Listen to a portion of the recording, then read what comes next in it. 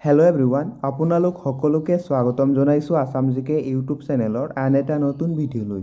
আজিৰ এই ভিডিঅ'টোত আমি আগন্তুক আহিবলগীয়া অসম পুলিচৰ লিখিত পৰীক্ষা লগতে অসমৰ যিকোনো ধৰণৰ কম্পিটিটিভ এক্সামৰ বাবে প্ৰয়োজনীয় হোৱাকৈ কেইটামান অতি গুৰুত্বপূৰ্ণ কুৱেশ্যন আনচাৰ লৈ আহিছোঁ। গতিকে ভিডিঅ'টো স্কিপ নকৰি সম্পূৰ্ণলৈকে চাব। আৰু আপোনালোকে কিমানটা কুৱেশ্যন শুদ্ধ কৰিব পাৰিছে কমেণ্ট বক্সত জনাব। তেনেহ'লে বলকচোন আজিৰ এই ভিডিঅ'টো আৰম্ভ কৰোঁ। আজিৰ আমাৰ ফাৰ্ষ্ট কুৱেশ্যনটো সুধিছে, ভাৰতৰ শীতল মৰুভূমি ক'ত অৱস্থিত? ভাৰতৰ শীতল মৰুভূমি ক'ত অৱস্থিত সুধিছে।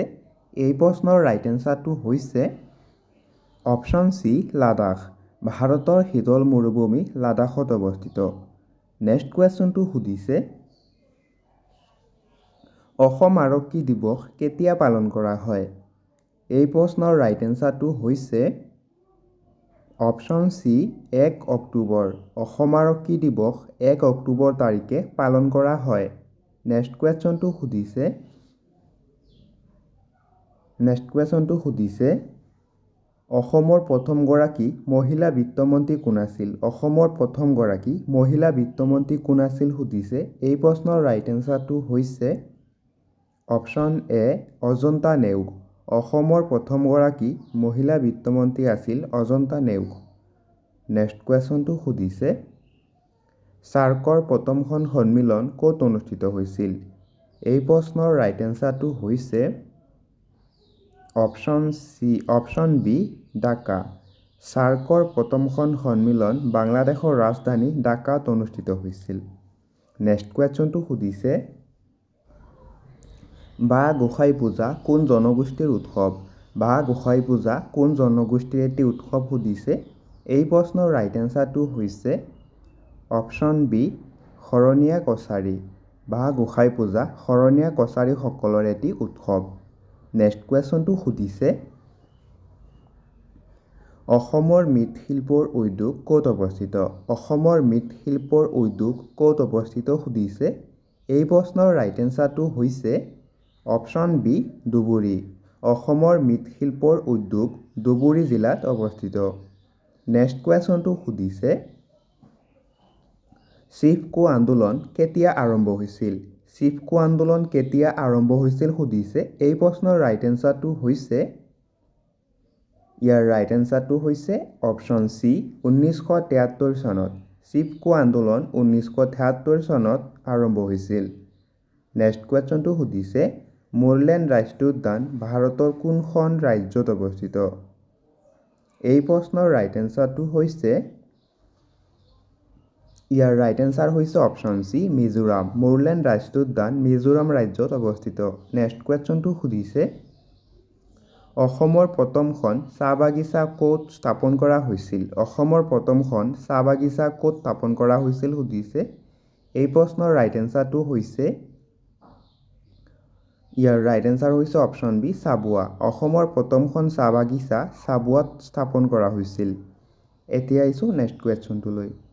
নেক্সট কুৱেশ্যনটো সুধিছে, উজনি অসমত প্ৰথম চাহ বাগিচা কোনে স্থাপন কৰিছিল?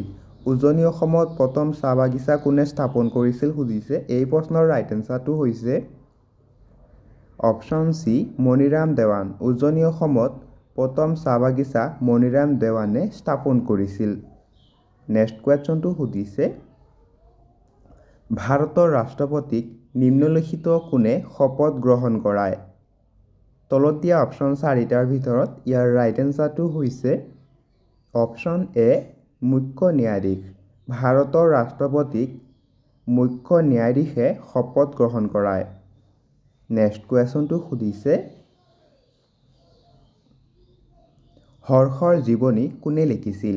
হৰ্ষৰ জীৱনী গ্ৰন্থখন কোনে লিখিছিল সুধিছে। এই প্ৰশ্নৰ ৰাইট এনচাৰটো হৈছে অপশ্যন বি ভানভট্ট। হৰ্ষৰ জীৱনী গ্ৰন্থখন ভানভট্টই লিখিছিল। নেক্সট কুৱেশ্যনটো সুধিছে, অসম কৃষি বিশ্ববিদ্যালয় আনুষ্ঠানিকভাৱে কেতিয়া স্থাপন কৰা হৈছিল? অসম কৃষি বিশ্ববিদ্যালয় আনুষ্ঠানিকভাৱে কেতিয়া স্থাপন কৰা হৈছিল সুধিছে। এই প্ৰশ্নৰ ৰাইট এনচাৰটো হৈছে অপশ্যন বি 1969 চনত। অসম কৃষি বিশ্ববিদ্যালয় আনুষ্ঠানিকভাৱে 1969 চনত স্থাপন কৰা হৈছিল আৰু এইখন অসমৰ যোৰহাট জিলাত অৱস্থিত। নেক্সট কুৱেশ্যন, অসমৰ কোনখন ৰাষ্ট্ৰীয় উদ্যান বনৰীয়া ঘোঁৰা আৰু দেওহাঁহ পোৱা যায়? অসমৰ কোনখন ৰাষ্ট্ৰীয় উদ্যানত বনৰীয়া ঘোঁৰা আৰু দেওহাঁহ পোৱা যায় সুধিছে। ইয়াৰ ৰাইট এনচাৰটো হৈছে অপশ্যন ডি, ডিব্ৰু-চৈখোৱা। ডিব্ৰু-চৈখোৱা ৰাষ্ট্ৰীয় উদ্যানত বনৰীয়া ঘোঁৰা আৰু দেওহাঁহ পোৱা যায়। নেক্সট কুৱেশ্যনটো সুধিছে, বায়ুমণ্ডলত সৰ্বাধিক মাত্ৰাত কি গেছ পোৱা যায়? বায়ুমণ্ডলত সৰ্বাধিক মাত্ৰাত কি গেছ পোৱা যায় সুধিছে। এই প্ৰশ্নৰ ৰাইট এনচাৰটো হৈছে, ইয়াৰ ৰাইট এনচাৰটো হৈছে অপশ্যন চি, নাইট্ৰজেন। বায়ুমণ্ডলত সৰ্বাধিক মাত্ৰাত নাইট্ৰজেন গেছ পোৱা যায়। নেক্সট কুৱেশ্যনটো সুধিছে, নালন্দা বিশ্ববিদ্যালয়ৰ প্ৰতিষ্ঠাপক কোন আছিল? নালন্দা বিশ্ববিদ্যালয়ৰ প্ৰতিষ্ঠাপক কোন আছিল সুধিছে। এই প্ৰশ্নৰ ৰাইট এনচাৰটো হৈছে, ইয়াৰ ৰাইট এনচাৰ হৈছে অপশ্যন এ, কুমাৰগুপ্ত। নালন্দা বিশ্ববিদ্যালয়ৰ প্ৰতিষ্ঠাপক আছিল কুমাৰগুপ্ত। নেক্সট কুৱেশ্যনটো সুধিছে, অসমৰ মানচেষ্টাৰ বুলি কোনখন ঠাইক জনা যায়? অসমৰ মানচেষ্টাৰ বুলি কোনখন ঠাইক কোৱা হয় সুধিছে। এই প্ৰশ্নৰ ৰাইট এনচাৰ হৈছে অপশ্যন চি, শুৱালকুছি। অসমৰ মানচেষ্টাৰ বুলি শুৱালকুছি ঠাইক জনা যায়। নেক্সট কুৱেশ্যনটো সুধিছে, নেক্সট কুৱেশ্যন, আহোম সাম্ৰাজ্যৰ শেষ ৰাজধানী ক'ত আছিল? আহোম সাম্ৰাজ্যৰ শেষ ৰাজধানী ক'ত আছিল সুধিছে। এই প্ৰশ্নৰ ৰাইট এনচাৰ হৈছে অপশ্যন বি, যোৰহাট। আহোম সাম্ৰাজ্যৰ শেষ ৰাজধানী যোৰহাটত আছিল। নেক্সট কুৱেশ্যনটো সুধিছে, নেক্সট কুৱেশ্যনটো সুধিছে, অসম সাহিত্য সভাৰ প্ৰথম অধিৱেশন ক'ত অনুষ্ঠিত হৈছিল? অসম সাহিত্য সভাৰ প্ৰথমখন অধিৱেশন ক'ত অনুষ্ঠিত হৈছিল সুধিছে। এই প্ৰশ্নৰ ৰাইট এনচাৰটো হৈছে, ইয়াৰ ৰাইট এনচাৰটো হৈছে অপশ্যন এ, শিৱসাগৰ। অসম সাহিত্য সভাৰ প্ৰথমখন অধিৱেশন শিৱসাগৰত অনুষ্ঠিত হৈছিল। নেক্সট কুৱেশ্যনটো সুধিছে, সুন্দৰবন ৰাষ্ট্ৰীয় উদ্যান ভাৰতৰ কোনখন ৰাজ্যত অৱস্থিত? সুন্দৰবন ৰাষ্ট্ৰীয় উদ্যান ভাৰতৰ কোনখন ৰাজ্যত অৱস্থিত সুধিছে। ইয়াৰ ৰাইট এনচাৰটো হৈছে অপশ্যন বি, পশ্চিম বংগ। সুন্দৰবন ৰাষ্ট্ৰীয় উদ্যান ভাৰতৰ পশ্চিম বংগ ৰাজ্যত অৱস্থিত। নেক্সট কুৱেশ্যনটো সুধিছে, ৰাম মন্দিৰ ভাৰতৰ কোনখন ৰাজ্যত অৱস্থিত? ৰাম মন্দিৰ ভাৰতৰ কোনখন ৰাজ্যত অৱস্থিত সুধিছে। এই প্ৰশ্নৰ ৰাইট এনচাৰটো হৈছে, ইয়াৰ ৰাইট এনচাৰ হৈছে অপশ্যন ডি, উত্তৰ প্ৰদেশ। ৰাম মন্দিৰ উত্তৰ প্ৰদেশ ৰাজ্যৰ অযোধ্যাত অৱস্থিত। নেক্সট কুৱেশ্যনটো সুধিছে, নেক্সট কুৱেশ্যন, তামিলনাডুৰ ৰাজধানী চহৰ ক'ত অৱস্থিত? তামিলনাডুৰ ৰাজধানীৰ নাম কি সুধিছে। এই প্ৰশ্নৰ ৰাইট এনচাৰটো হৈছে অপশ্যন চি, চেন্নাই। তামিলনাডুৰ ৰাজধানীৰ নাম হৈছে চেন্নাই। নেক্সট কুৱেশ্যনটো সুধিছে, নেক্সট কুৱেশ্যনটো সুধিছে, মহাত্মা গান্ধীৰ সবৰমতী আশ্ৰম কোনখন ৰাজ্যত অৱস্থিত? মহাত্মা গান্ধীৰ সবৰমতী আশ্ৰম কোনখন ৰাজ্যত অৱস্থিত সুধিছে। এই প্ৰশ্নৰ ৰাইট এনচাৰটো হৈছে অপশ্যন বি, গুজৰাট। মহাত্মা গান্ধীৰ সবৰমতী আশ্ৰম গুজৰাট ৰাজ্যত অৱস্থিত। নেক্সট কুৱেশ্যনটো সুধিছে, নেক্সট কুৱেশ্যনটো সুধিছে, ভগৱান গৌতম বুদ্ধৰ জন্মস্থান ক'ত আছিল? ভগৱান গৌতম বুদ্ধৰ জন্মস্থান ক'ত আছিল সুধিছে। এই প্ৰশ্নৰ ৰাইট এনচাৰটো হৈছে অপশ্যন এ, লুম্বিনী। গৌতম বুদ্ধৰ জন্মস্থান আছিল লুম্বিনী। এতিয়া আহিছোঁ নেক্সট কুৱেশ্যনটোলৈ। নেক্সট কুৱেশ্যনটো সুধিছে, অসমৰ প্ৰথম মেডিকেল কলেজ ক'ত প্ৰতিষ্ঠা কৰা হৈছিল? এই প্ৰশ্নৰ ৰাইট এনচাৰটো হৈছে অপশ্যন চি, ডিব্ৰুগড়। অসমৰ প্ৰথম মেডিকেল কলেজ ডিব্ৰুগড়ত স্থাপন কৰা হৈছিল। নেক্সট কুৱেশ্যন, অসমৰ প্ৰথম মহিলা বিশ্ববিদ্যালয় ক'ত অৱস্থিত? অসমৰ প্ৰথম মহিলা বিশ্ববিদ্যালয় ক'ত অৱস্থিত সুধিছে। ইয়াৰ ৰাইট এনচাৰটো হৈছে অপশ্যন এ, যোৰহাট। অসমৰ প্ৰথম মহিলা বিশ্ববিদ্যালয় যোৰহাটত অৱস্থিত। নেক্সট কুৱেশ্যন, অসমৰ কোন ঠাইত ভাৰতৰ একমাত্ৰ কয়লাৰ মিউজিয়াম আছে? এই প্ৰশ্নৰ ৰাইট এনচাৰটো হৈছে অপশ্যন এ, মাৰ্ঘেৰিটা। মাৰ্ঘেৰিটাত ভাৰতৰ একমাত্ৰ কয়লাৰ মিউজিয়াম আছে। নেক্সট কুৱেশ্যনটো সুধিছে, কোনখন ঠাইক অসমৰ মানচেষ্টাৰ বুলি কোৱা হয়? এই প্ৰশ্নৰ ৰাইট এনচাৰটো হৈছে অপশ্যন চি শুৱালকুছি। শুৱালকুছিক অসমৰ মানচেষ্টাৰ বুলি কোৱা হয়। নেক্সট কুৱেশ্যনটো সুধিছে অসমৰ ৰাজ্যিক সংগ্ৰহালয় ক'ত অৱস্থিত? অসমৰ ৰাজ্যিক সংগ্ৰহালয় ক'ত অৱস্থিত সুধিছে। এই প্ৰশ্নৰ ৰাইট এনচাৰটো হৈছে অপশ্যন ডি গুৱাহাটী। অসমৰ ৰাজ্যিক সংগ্ৰহালয় গুৱাহাটীত অৱস্থিত। নেক্সট কুৱেশ্যন ব্ৰহ্মপুত্ৰ ক্ৰেকাৰ আৰু পলিমাৰ লিমিটেড উদ্যোগ ক'ত অৱস্থিত? এই প্ৰশ্নৰ ৰাইট এনচাৰটো হৈছে ৰাইট এনচাৰটো হৈছে option B Dibrugarh. Brahmaputra cracker আৰু পলিমাৰ লিমিটেড উদ্যোগ ডিব্ৰুগড়ত অৱস্থিত। নেক্সট কুৱেশ্যনটো সুধিছে নিম্নলিখিত কোনখন নদীক ধেমাজিৰ চকুলো বুলি কোৱা হয়? এই প্ৰশ্নৰ ৰাইট এনচাৰটো হৈছে ৰাইট এনচাৰটো হৈছে অপশ্যন চি জীয়াদল। জীয়াদল নদীক ধেমাজিৰ চকুলো বুলি কোৱা হয়। নেক্সট কুৱেশ্যন অসমৰ কোন ঠাইৰ লিচুৱে সৰ্বপ্ৰথম ভৌগোলিক চিহ্নৰ স্বীকৃতি লাভ কৰিছে? এই প্ৰশ্নৰ ৰাইট এনচাৰটো হৈছে অপশ্যন বি তেজপুৰ। তেজপুৰৰ লিচুৱে সৰ্বপ্ৰথম ভৌগোলিক চিহ্নৰ স্বীকৃতি লাভ কৰিছে। এতিয়া আহিছোঁ নেক্সট কুৱেশ্যনটোলৈ। নেক্সট কুৱেশ্যনটো সুধিছে অসম সাহিত্য সভাৰ মুখ্য কাৰ্যালয় ক'ত অৱস্থিত?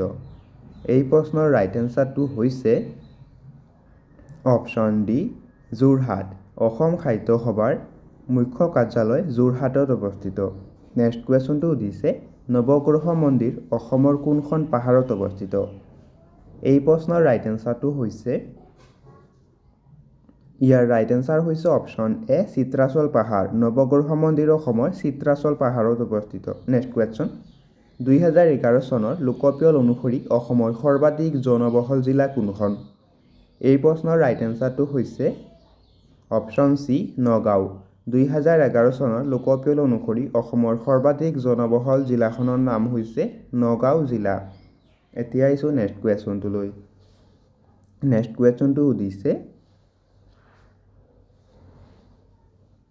কুৱেশ্যনটো সুধিছে অসমৰ কোনখন জিলাত জাতিংগা নামৰ জনপ্ৰিয় ঠাইখন অৱস্থিত? অসমৰ কোনখন জিলাত জাতিংগা নামৰ জনপ্ৰিয় ঠাইখন অৱস্থিত সুধিছে। ইয়াৰ ৰাইট এনচাৰ হৈছে অপশ্যন ডি ডিমা হাছাও।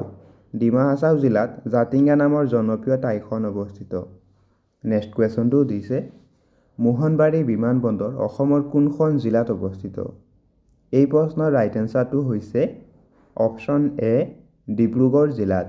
মোহনবাৰী বিমানবন্দৰ অসমৰ ডিব্ৰুগড় জিলাত অৱস্থিত। নেক্সট কুৱেশ্যনটো সুধিছে অসমৰ কোনখন ৰাষ্ট্ৰীয় উদ্যানক ক্ষুদ্ৰ কাজিৰঙা বুলি কোৱা হয়? অসমৰ কোনখন ৰাষ্ট্ৰীয় উদ্যানক ক্ষুদ্ৰ কাজিৰঙা বুলি কোৱা হয় সুধিছে। ইয়াৰ ৰাইট এনচাৰ হৈছে অপশ্যন ডি ওৰাং ৰাষ্ট্ৰীয় উদ্যানক। ওৰাং ৰাষ্ট্ৰীয় উদ্যানক ক্ষুদ্ৰ কাজিৰঙা বুলিও কোৱা হয়। নেক্সট কুৱেশ্যনটো সুধিছে অসমৰ কোনখন জিলাত সৈনিক স্কুল অৱস্থিত? এই প্ৰশ্নৰ ৰাইট এনচাৰটো হৈছে অপশ্যন চি গোৱালপাৰা। অসমৰ গোৱালপাৰা জিলাত সৈনিক স্কুলখন অৱস্থিত। নেক্সট কুৱেশ্যনটো সুধিছে অসমৰ কোনখন ঠাইক উত্তৰ পূৰ্বাঞ্চলৰ দুৱাৰমুখ বুলি কোৱা হয়? এই প্ৰশ্নৰ ৰাইট এনচাৰটো হৈছে অপশ্যন ডি গুৱাহাটী। অসমৰ গুৱাহাটী চহৰক উত্তৰ পূৰ্বাঞ্চলৰ দুৱাৰমুখ বুলি কোৱা হয়। নেক্সট কুৱেশ্যনটো সুধিছে নিম্নলিখিত কোনখন ঠাইক অসমৰ পিৰামিড বুলি কোৱা হয়? নিম্নলিখিত কোনখন ঠাইক অসমৰ পিৰামিড বুলি কোৱা হয় সুধিছে। এই প্ৰশ্নৰ ৰাইট এনচাৰ হৈছে অপশ্যন চি চৰাইদেউ। চৰাইদেউক অসমৰ পিৰামিড বুলিও জনা যায়। নেক্সট কুৱেশ্যনটো সুধিছে নিম্নলিখিত কোনখন ঠাইক জাউতিযুগীয়া প্ৰেমৰ চহৰ বুলি জনা যায়? এই প্ৰশ্নৰ ৰাইট এনচাৰটো হৈছে অপশ্যন ডি তেজপুৰ। তেজপুৰক জাউতিযুগীয়া প্ৰেমৰ চহৰ বুলিও জনা যায়। নেক্সট কুৱেশ্যনটো সুধিছে অসমৰ কোনখন মন্দিৰত অম্বুবাচী মেলা অনুষ্ঠিত হয়? এই প্ৰশ্নৰ ৰাইট এনচাৰটো হৈছে অপশ্যন বি কামাখ্যা মন্দিৰ। কামাখ্যা মন্দিৰত অম্বুবাচী মেলা অনুষ্ঠিত হয়। নেক্সট কুৱেশ্যনটো সুধিছে কোনখন পাহাৰীয়া ঠাইক অসমৰ স্কটলেণ্ড বুলি জনা যায়? কোনখন পাহাৰীয়া ঠাইক অসমৰ স্কটলেণ্ড বুলি জনা যায় সুধিছে। ইয়াৰ ৰাইট এনচাৰ হৈছে অপশ্যন চি হাফলং। হাফলঙক অসমৰ স্কটলেণ্ড বুলিও জনা যায়। নেক্সট কুৱেশ্যন, অসমৰ একমাত্ৰ চিমেণ্ট ফেক্টৰীটো ক'ত অৱস্থিত? এই প্ৰশ্নৰ শুদ্ধ উত্তৰটো আপোনালোকে কমেণ্ট বক্সত জনাব।